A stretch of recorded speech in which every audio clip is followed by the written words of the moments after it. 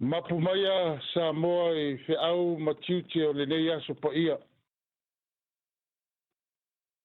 A o lenei tūlā te suafa manumalo Iesu Keriso lo tātou ali'i ma lo tātou whaola. Tātou te whaatalofa atu ai i le paia o Samoa atoa i lenei tūlā le afiafi.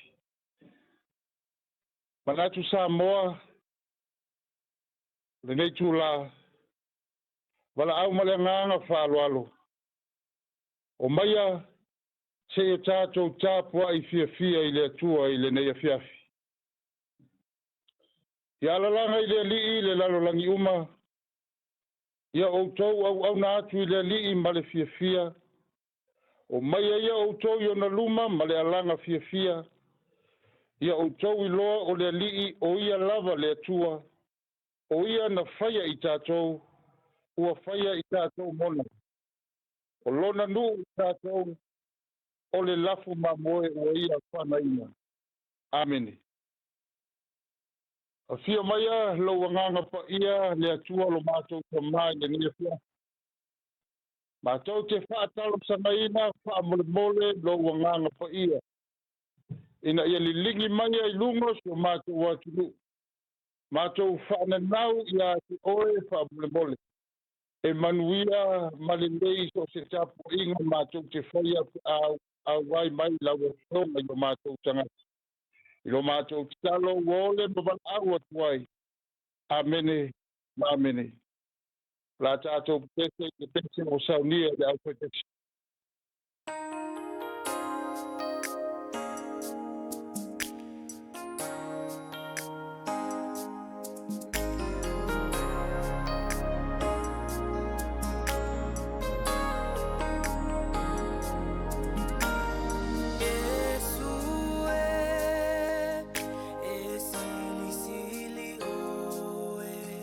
Esi si o matou lima ya o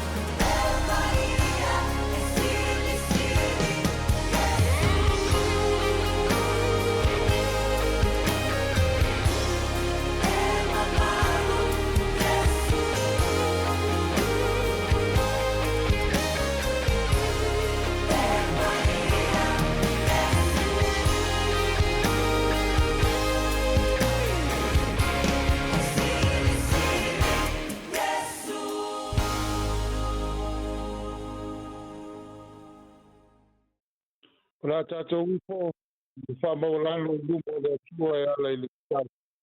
Tatou ifo matatalo i le atua. Moni ma whamaoni upo le pese sa mātou whaalongolongo ai le mātou atua. A o ina o mātou pe pese whatasi ai le meia pia. E pa ia e sili ese e manu lava lau fionga. Wa o oe le atua o tua, o oe o le tupu o tupu, o oe o le liki o li. O tupu uma ma li sili o le nei lanolangi. E ao lava o na ifo o lato tirivae. Ma to atu tuli I mato uma lava. Ifo mato ulu I le ele ele. E si I le fitina ia te oe lo mato o tua. Fia whaiae o mato loto lo mato tamai le neia fia. O le ala lea o lo mato kutese fia mato langi ina lo vi lo mato tamai. E le ngata o mato tangata a o le whaapuponga tāpua ia sa moa I tō ki mea lo mato o tua. Wa vea o mato leo mato te bibi ai. A wā o le mataka noi lea le tangata whaifua. O le vivi ma wha manuina lo tuwaka pa ia lo mato tua. A wā a alu lava le neia fiafi o mato wha ne ina lo suafa. Wa te tau maono mea lo mato tama. A wā o le vivi ma e sula ina ai lo le lei. O le vivi ma e sula ina ai lo wha maoni. O le vivi ma e sula ina ai lo walofa. Ai mai se o le ina e sula ina ai lo matau tia I o mātou tamata lo mātou tamata. E momoli le whaafetai tēne lava I le nei fiafi. Mai le ta ele o mātou a manga lo mātou tamata. Whaafetai tēne le alofa. Whaafetai le angari lei. Sa talaia I sa moa pui pui o pale tatalo I le nei ate. Sa mātou ulu fale ma o mātou whaalongolongo I lo whetalai mai. I so se fata whaitaulanga lo mātou watua. Vi ia lo wanga le lei. A wā o oe wa e whaia mea sirisili. O oe wa e whaia mea māta lasi. Ai maise o lo māta ngō fie I to lunga si o mātou watu nuu lo mātou tama. Mātou te whaafetai lo mātou watua. Vai aso watua nai sa pānoa ese sa moa atoa I so se mea I le neila lulangi. O fe au o whaiva matiute lo mātou watua. Whanau, ia o onga lo mātou tama. Vi ia lo wanga le lei, whaafetai te le lava lo mātou watua. Mātou te whaafetai, ia ona o lau whaamalolonga I tutonu o si o mātou watunu. Mai lava ie mātutua se ia pa ia alo ma whanau lo mātou tama. Wa u lava ina maua lo mātou watunu I mai o le tino, ai mai se o wha mai pepesi lea vai taimi ma lea vai tau lo mātou tama. Ai mātou te langona o lo o iai pea lawa fionga I o mātou tangata lo mātou watua. Wata ua I mātou o tangata kerisiano. Wata ua Samoa o se atunu kerisiano.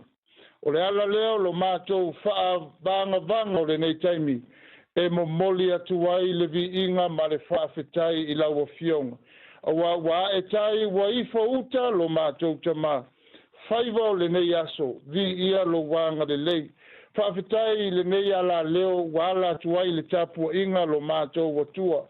Whaafetai le nei aso I le taulanga pa ia na e tāpena ina. Tino ma le toto lo walopelo Yesu Keriso. Le taulanga sa o pea I maota. O mātou talia ma o mātou talitonu. O lo mātou langa ina lea lo mātou to I lalo popo. Ai mai se o lo mātou sa o lo tonga lea lo mātou watua. Whaafetai tele. Whaafetai le tala le lei wa e whaatala le lei na aise o mātou watunu o Samoa. Le tala le lei wa ta uai I mātou o lau whanau terisiano. Le tala le lei wa mawhaio no mātou feso o tai ai mo mātou uso ma inga I so se mea lo mātou tama. Whaafetai I lau tusi pa ia lo e au mai e whaatonu e au ai ma whaapoto ai lau whanau. Ai mai se o loa nganga pa ia le atua. Whaafetai te le lava. Wa o loa nganga pa ia wa whai matau mumusu.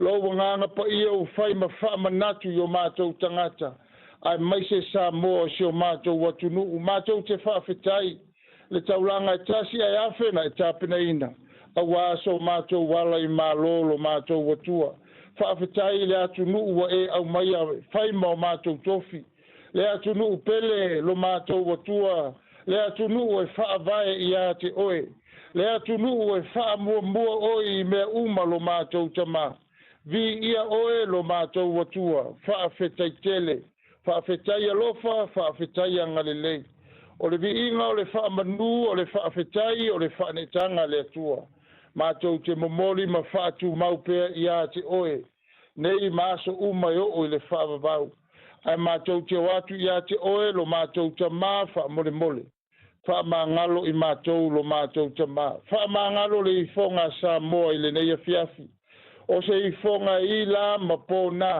o se ifonga e elea lo mātou watua o se ifonga e le ato atoa le atua i o luma la mātou te talo whaamole mole mai lava i maunga te tele se i o i maunga iti o si o mātou watunuu whaamole mole whaamamama whaamangalo i mātou i le neia fiafi alo falo mātou watua talia mai le ifonga sa moa i le neia fiafi o mātou o atu i ate oe ele ai lava seisi mātou te o iai wana o lawa fionga e so au maia manuia i tutonu o si o mātou watunu wana o lawa fionga o lo fau masoloi wha manuyanga lo mātou tama mātou te ole i ate oe wha mole mole wha manuia si o mātou watunu pele o Samoa mai lava i maunga te tele se i o i maunga iti lo mātou tama o le ao le malo ma le faletua ai mai se o taitai o le atunuu o taitai o e kalesia e o lava i se au pito i titi o Samoa lo mātou tama Samoa o lo i Samoa ai mai se Samoa i so o se tu o le nei lalolangi ia o atu iai au whaamanuyanga lo mātou tama wa i sila fia lo mātou watua i le nei vaitau i so mātou atunuu i ala i whainga malo lo mātou tama le se isi mātou te sulu iai wana o lawa fionga wa o lawa fionga o lo iai le tō whapoto o lawa fionga o lo iai le alofa muti vale o lawa fionga o lo iai le tonu ma le whaamaoni o mea malava lo mātou mātou te tatalo i le neia fiafi ia fusia le whainga malo a maise o si o mātou watunuu e loa lofa muti vale ia fusia i lato uma mau mātou tangata whaamole mole i le loto e tasi ma le tino e tasi o le whealofani ma le alofa o le tasi ai maise o le loto fe whaamangaloa i lo mātou tama alofa maia au e te tūlafo ina le tō wha o le whautanga ma manatu lo mātou atua e la lafo ia te oe awa o oe o le atua o tō wha o oe o le atua o manatu o oe o le atua au maia mea umalava ma lufi ina o mātou manatu ai maise o se fina ngalo awa se le lei mo Samoa lo mātou atua iai lau whaamalolonga le nei vai tau le tau amata-mataina o le tau sanga lo mātou tama iai lo walofa iai lo wanga le lei whaamole mole fua i me tele yo mātou lima e maise fua ini tupe tele i si o mātou watunu a wā le tau mawhainga e maise o le alu i luma a maise o le fisoa soani to tonu a inga ma lala whanga te tasi lo mātou watua alo whangia i mātou umalawa i le neia fiafi lo mātou watua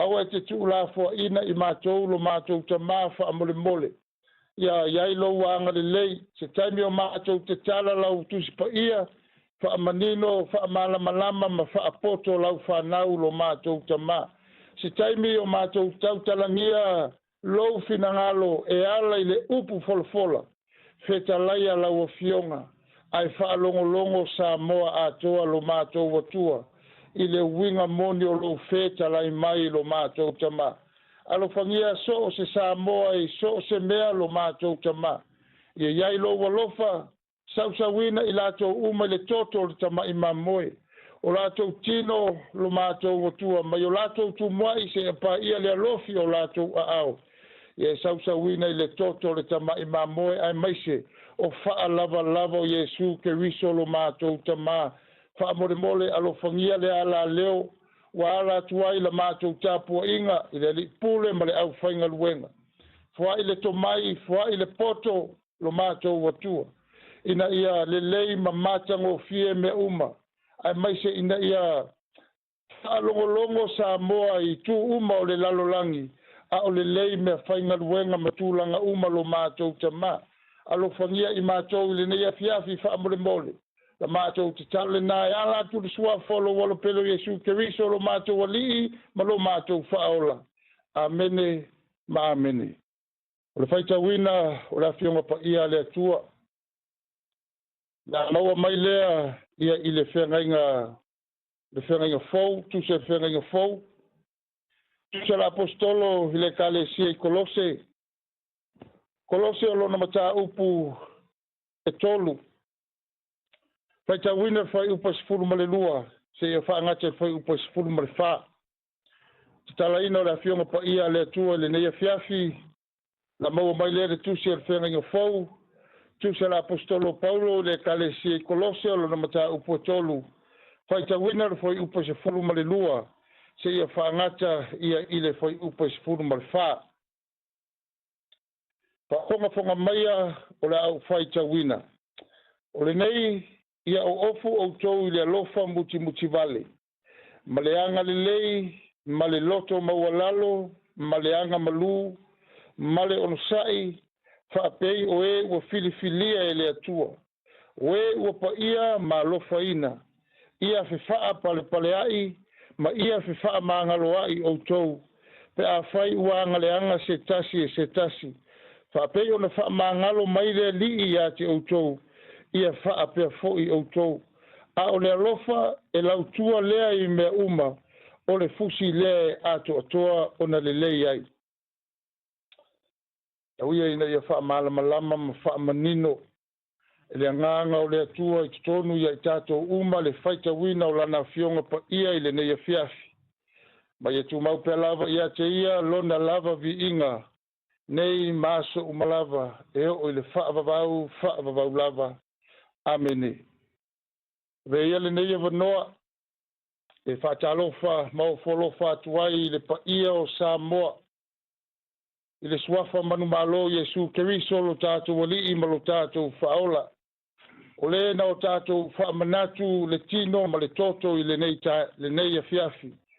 Ai maise o lona maliu ma lona toe tu manu malo ia i le neia fiafi. Whaatalofa i maunga titele se iau o i maunga iti.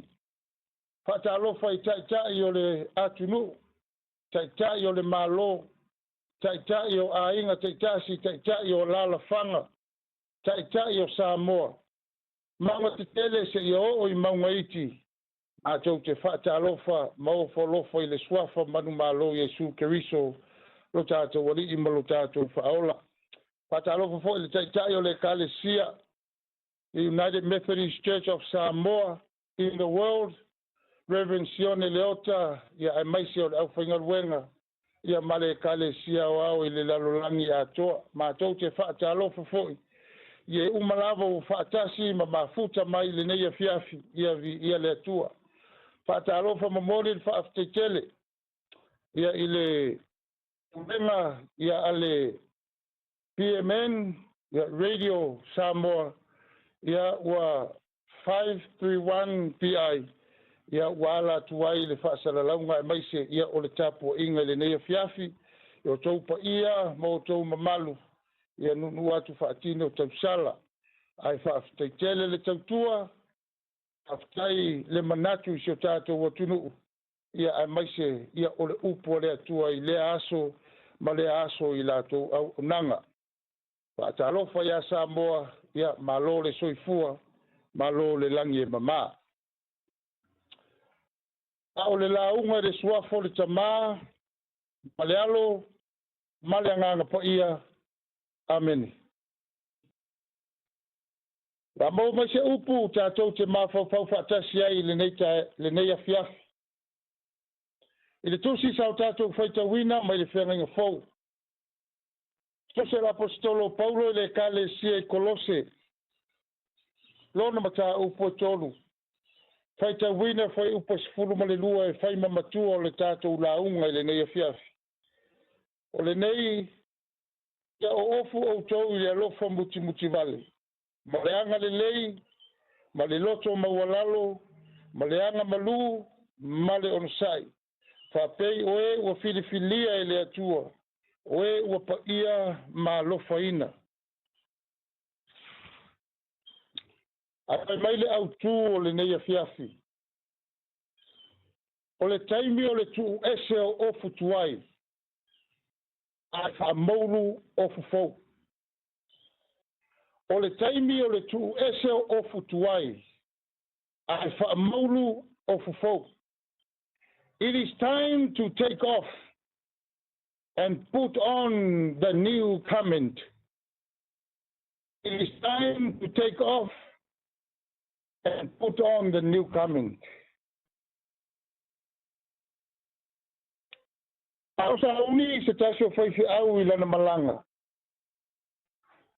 Na ia mo umbia bave lava se fale ta mea e ta ilona pelau e se vaiane whaafafonga Samoa. Ona manatua le faifi au le fale ta mea o loo tu I le mga ala I le mamao malona fale. Pamai o le ingoa o le fale ta mea lea o le 1 hour dry cleaner. Pamai ua alu iai le faifi au. Pamai ave iai lo na suti mafai le teine. E toi anu watu I le tasi le tu la e piki lo na pelaue. A fai mai le teine. Sorry, Rev, you have to pick it up tomorrow. Fai mai le famtalanga faifi au. I thought the name of the shop is the 1 hour dry cleaner. A fai mai le tala le teine. Yes, sorry, Rev. The name outside is just a name. But we will do whatever we want. Ole ingoa le fafo. Ole ingoa wana o se ingoa o le fale o loa. Au e tonu. E pule a mātou le whainga o la mātou ngaluenga. Ai mai se pe a o I le taimi e pisi ai. A whai tātou te wa ai to toa I le tusi o Kolose. E ata ngia mai le tūranga o loo iai. E le ai ma se ese senga o le whale tā mea lea. E ese le ingoa.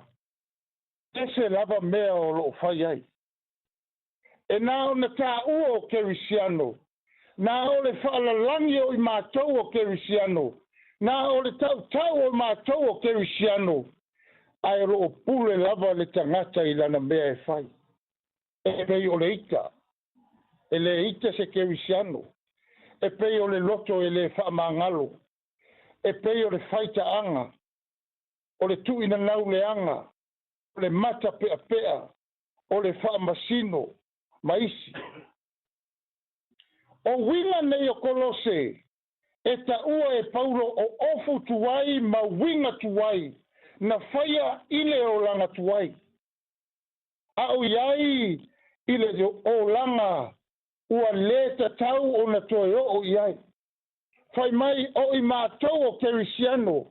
Ua lalangi le Kerisiano. Ai whai mai o loo o ofu pea I ofu tuai male o langa tuai. Tonu I le mawhau o le apostolo. Wa te tau o na tu ese ofu ia. Wata tau o na tu ese winga ia. O le whaafita uli na tupu te tonu o le kalesia I Kolose.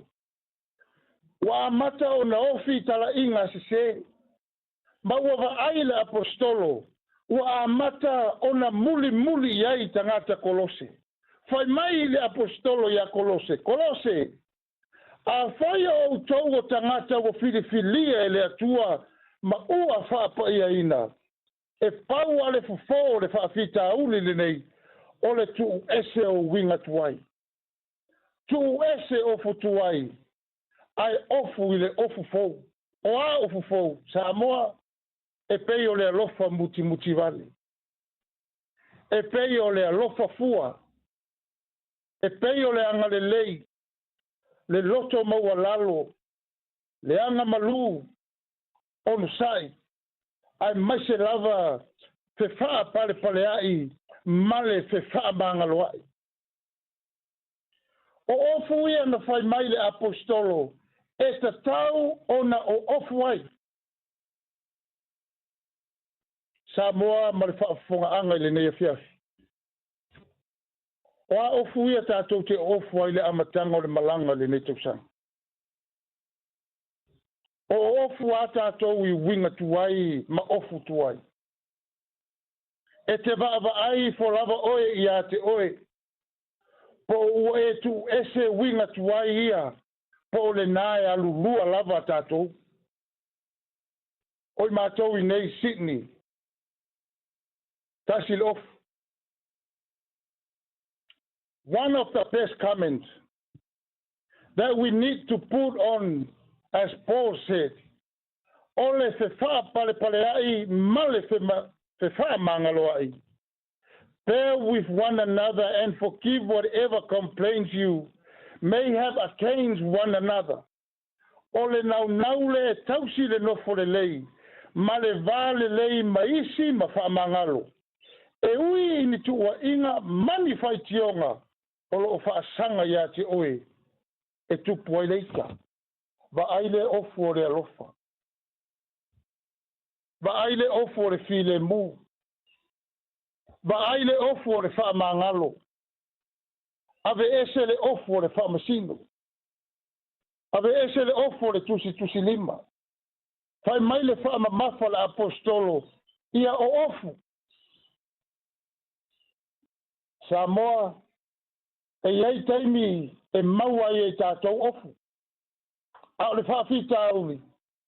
E iei nisi taimi wa amo I le tau au se vai ane le whaafonganga. E iei nisi taimi wa ta fusi ai o tātou ulu. A o lea e whai mai le apostolo.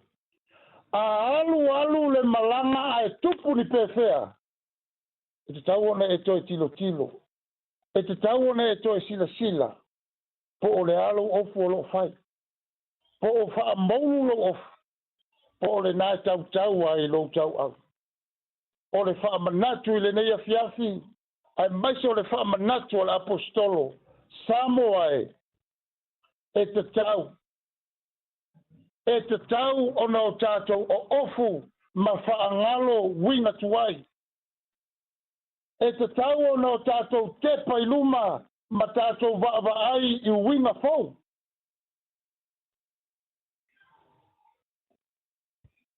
Ave ese le whaamasino. Ave ese le loto whaamangalo. Ave ese le loto ita. Ai maise o le ola whaamasino. Na ave le whaamasinonga I nei Australia. Ese li I pālangi se tamaitai mai Middle East. Ina ia aua ne I ulufale I tutono le University tono Australia.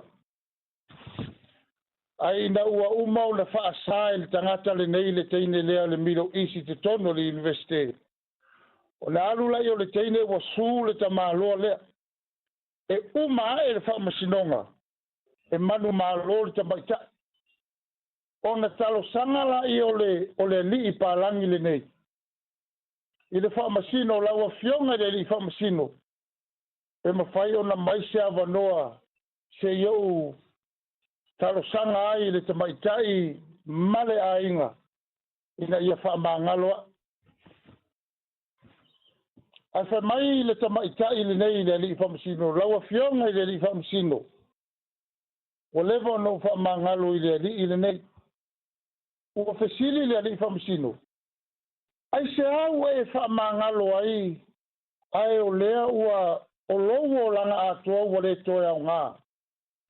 Ona wale mawhai ona e toi ulu I te tono se a onga Male University. Samoa whamaile tali le tamaitai. Wa maafua ona o whaamangalo I le li ile. ona o le kerisiano. Ua o mai lo ua li o Yesu. Ia maua le loto whaamangalo. Ia whiwha palpale ai, whiwha mangalo ai, e ui ni whi esenga, mani tua inga na la lafo mai ia te au. Samoa, e mauti noa, e iai esenga matua inga e lafo mai pea ia te itato. A lea ua whaamanatu le tala i le nea fiafi. O le awa onga le atua, o le awa onga Yesu Keriso ia i tātou. O i tātou o tangata kerisiano. E tatau o na o tātou whaamangalo atu. E tatau o na o tātou maua le loto o le alofa. Maua le whaangalo. As a Christian, ua i tātou ina ia tātou whaamangalo atu. E pei o na whaamangalo mai Yesu Keriso ia i tātou. Pai mai le tusi pa ia, ua ia soloia le tusi lima na sala ai tātou le tūrafono. Sa te mai a te i tātou, ua ave se ina ai nai le vailoto, ma wha mawina i whao le sātau. He took our sins away and nailed them to the cross. O winga tuai, o ofu tuai, fai mai le apostolo, o la ua mau i whao le sātau. Fai mai le apostolo, ina ua tutui a ao Yesu i le sātau, sa moa o angasala o lo o mau i le sātau. Wa ave uma Yesu, ai mama oe, mama au, mama le lalolangi atua. Lau whaafunga anga sa moa i le neitu lao le fiafi. E tātou tu ese ofu tuai. Fai mai le au tu. It is time to take off and put on. Put on lea. Fai mai tātou te tu ese ofu tuai. Pei o le ita, o le loto whaamangalo, eva ai fo lava oi le lisi ofu. Po le ale ofu nai te ofu ina pea. Po le nai te ofu lava i ofu e lua. A fai o le nai te ofu ina lava. Wo o i le taime te tau na tu ese ai. A wā o le mea le nai tau feto i ai lau savalinga. O na amata lea o na e toi langa mai o winga tuai. O na amata lea o na e toi langa mai lea o ofu tuai. Fai mai le au tu, ia o ofu. Aua le amoina i le tau au. Aua le fusia ai lo unu. Ai ia o ofu i tātou e ofu e pei o le anga le lei. O le alofa atu. O le onosai. Ai maise o le ofu. O le alofa e lautua ai me uma. O le fusi lea e ato atoa o na le lei ai. Samoa. Paua leo le ofu e fusia o mai ofu o lo tātou whaasoa ai le neia fiafi. O le ofu o le alofa. E fusia o mai winga tuai o ofu tuai peo no tātou whaasoa ai. O mai le ofu o le alofa e fusia ai me uma. Ia maua i tātou le whaapale ai. Male se whaamangalo ai. Ai mai se ia manatua e i tātou. O i tātou o tangata wa filifilia e le atua.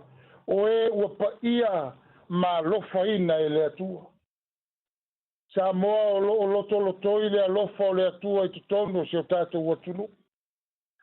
Le ala lea o le lunga la lo. O le fevesia inga i le nei vai tau. O ngase a malo. E file mua mea uma. Aisea ona o loto i le file mua o le atua i ate i tātou. Ai mai se o i tātou o le whanau e whaavai i le atua. O i tātou o se atunuu e whaamua le atua. Aua ne ingalo.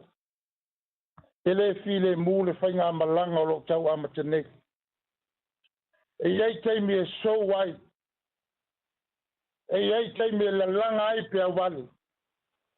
Ai maise, o fide o le ala e tau mawhai e oso whai lo tātou wola whātua tua i le atu. Whai maile au tua le nei a fiafi. Whaangalo winga tuai. Whaangalo ofu tuai. Tātou o ofu fo. O le nei, whaapei o Natalia e le li o Yesu Keriso. Ia sāva vali o tau ia te ia. Ia mawaa o tau ma ia tina e ia te ia. Ma ia whaatu ma wina i le whaatua tua. Whaapei o na o wina o tau. Ia pule le file mu ma i le tua. O le mea wa wala a wina i o tau e whai matino tas. Ma ia sanga whaafetai. Ia nofo le awhionga le atua i tonu ia te o tau ia tele lava. Ma ia tātou wha mua le atua i mea uma. Manuia le whainga malanga o le nei tausanga. O nau Yesu. Amene. Ma amene. Whaafitai le atua i lau upu e au mai e le nei fiafi. Ia ola le nei upu lo mātou ta maa e maise o tutonu o se mātou o tunu. Whea lava se mea o ta ape ai le toto so o se Samoa. Ia mātou langona ina lo peta lai mai le nei fia. Tuma mai ia mātou runga le manuia ma le file mo le atua lo mātou tama. Le mafutanga mawhanawhana ki o mātou watunu u malau a fiong.